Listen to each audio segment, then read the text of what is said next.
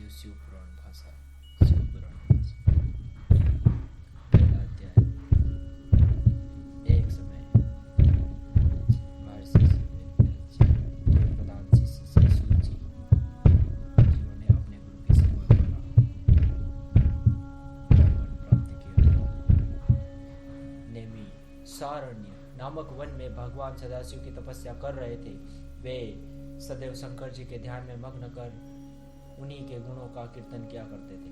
उन्हीं दिनों संयोग से शौनक ऋषि अपने साथ अन्य बहुत से ऋषियों को लेकर श्री सूत जी के पास आए तथा उनसे इस प्रकार से, सूत जी, हम लोग संसार रूपी अथाह सागर में डूबे हुए, हमारा परम सौभाग्य है कि आज हमें अपने दर्शन प्राप्त हुए हैं। हमें आपके दर्शन प्राप्त हुए। कुछ समय पश्चात वह युग आने वाला है जिसमें पुराने धर्म नष्ट हो जाएंगे तथा पापाचार में वृद्धि होगी।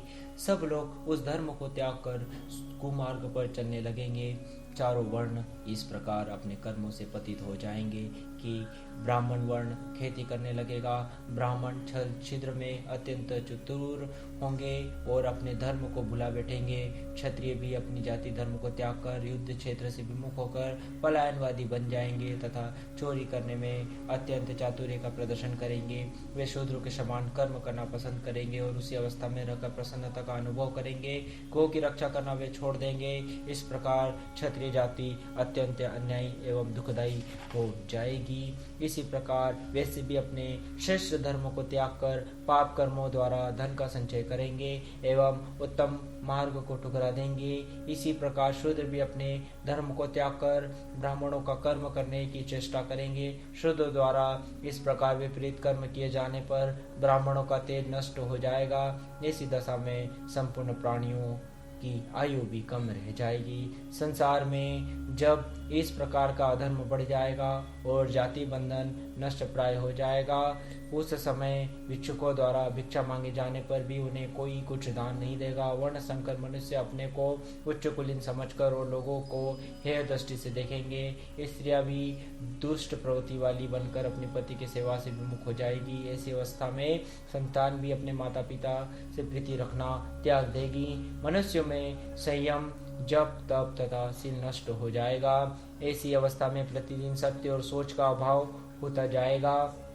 हे सूत जी, ऐसे घोर कलिकाल में लोग तपस्वियों को केवल इसलिए सम्मान देंगे कि वे उनके पुत्र आदि उत्पन्न होने की कामना को पूर्ण करने में सहायता प्रदान करें।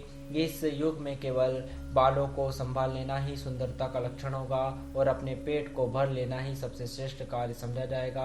भला आप ही बताइए कि ऐसे घोर समय में कलयुगवासी जीव की किस प्रकार मुक्ति प्राप्ति कर सकेंगे। वे अपने पापों तथा सहस्त्रों दुष्कर्मों को भस्म कर सत्य पथ को अपनाने में किस प्रकार समर्थ हो सकेंगे।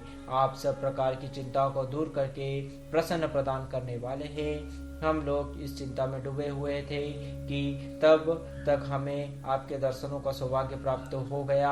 अब कृपा करके कोई ऐसा उपाय बतलाइए जिससे हमारी यह चिंता नष्ट हो जाए और हम प्रसन्नता को प्राप्त करें। संसारी जीवों का हित चाहने वाले आपके समान और कोई नहीं।